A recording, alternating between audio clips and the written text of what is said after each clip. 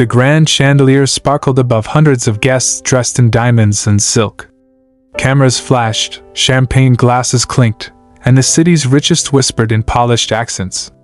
Among them stood Alexander Gray, a billionaire known for his empire and his pride. Everything about him screamed success. Everything, except the emptiness he carried quietly behind his cold blue eyes. Outside the mansion's golden gates, a girl in a faded uniform pressed her hand against the glass. Anna, the janitor's daughter, had been helping her father clean the hallways since morning.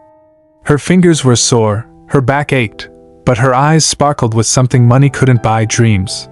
When the crowd gathered around Alexander's $1 million piano, Anna couldn't help herself.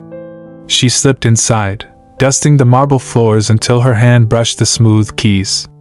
A soft melody escaped her fingertips, pure, fragile, beautiful. The kind of sound that made time stop. Every head turned. The billionaire frowned. The guests gasped. Who dared to touch the piano? In that frozen second, a poor janitor's daughter became the center of the richest room in the city. What no one knew, especially Alexander, was that the girl's melody would soon change his life, his pride, and his heart forever. The night had begun like every other gala, elegant, predictable, shallow. Wealthy men discussed stocks and business takeovers, women showed off couture gowns, and the orchestra played rehearsed notes that sounded rich but felt empty. Alexander Gray stood near the piano, scanning the crowd with practiced boredom. His smile was expensive and empty, the kind reserved for press photos. For years, success had dulled everything: joy, laughter, even music.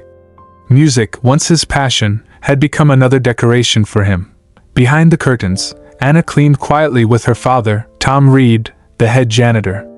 She was 17, curious, and gifted with an ear for melodies. Whenever she heard music, she felt the world shift. Colors grew brighter, air became lighter.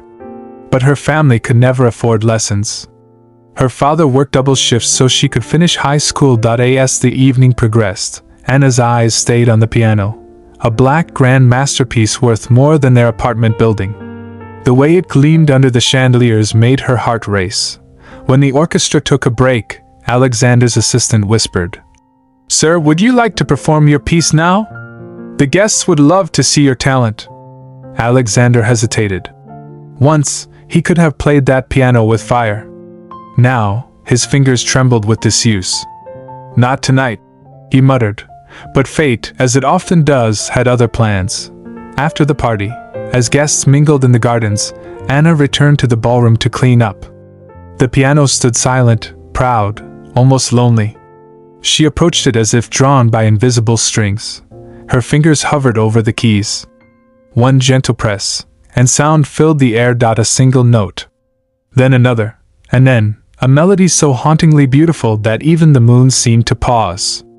She played what she felt: her father's struggles, her mother's absence, her dreams, her fears.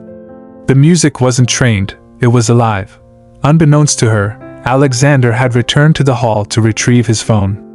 He froze as he heard the melody. He watched as the janitor's daughter played his piano with more emotion than he had felt in years.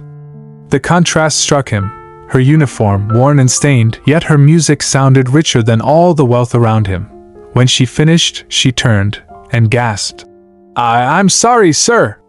I didn't mean to." Alexander raised a hand. "Where did you learn to play like that?" She looked down. "Nowhere. I just feel it." He studied her for a long time, then walked to the piano. "Play again." That night, Anna played while the billionaire listened in silence. The next morning, rumors spread. Guests had heard whispers of a janitor's girl who played like an angel. Some mocked her, others were curious. Alexander, however, couldn't forget her music. He called Tom to his office. "Your daughter," he said. "She has something rare. I want to give her lessons." Tom hesitated. "Sir, we can't afford. I didn't say anything about payment." Alexander smiled faintly. "Call it an investment." Thus began a journey neither expected. Every evening after work, Anna sat in Alexander's private studio. He taught her scales, rhythm, discipline, but secretly, she taught him feeling, humility, and joy. He started smiling again. He began to play alongside her. Their music became a bridge between two worlds, the marble halls of luxury and the small rented rooms of workers. Months passed. Anna's name spread. A local newspaper featured her as the janitor's daughter with a golden touch. Invitations poured in, but with fame came jealousy. One night, a socialite mocked her in front of everyone, calling her charity entertainment. Alexander's eyes darkened. "She's more talent than most of you have kindness," he said coldly, walking away with Anna. For the first time, someone had defended her. Anna's big moment arrived at the Royal Concert Hall. Alexander had arranged everything, her debut performance in front of the city's elite. The hall glowed with anticipation. As she took the stage, her hands trembled. She saw her father in the front row, smiling proudly. She saw Alexander backstage, nodding with confidence. Then she played. Her fingers danced, her soul soared. The audience listened, breathless. By the final note, tears glistened in their eyes. Standing ovation. Applause thundered.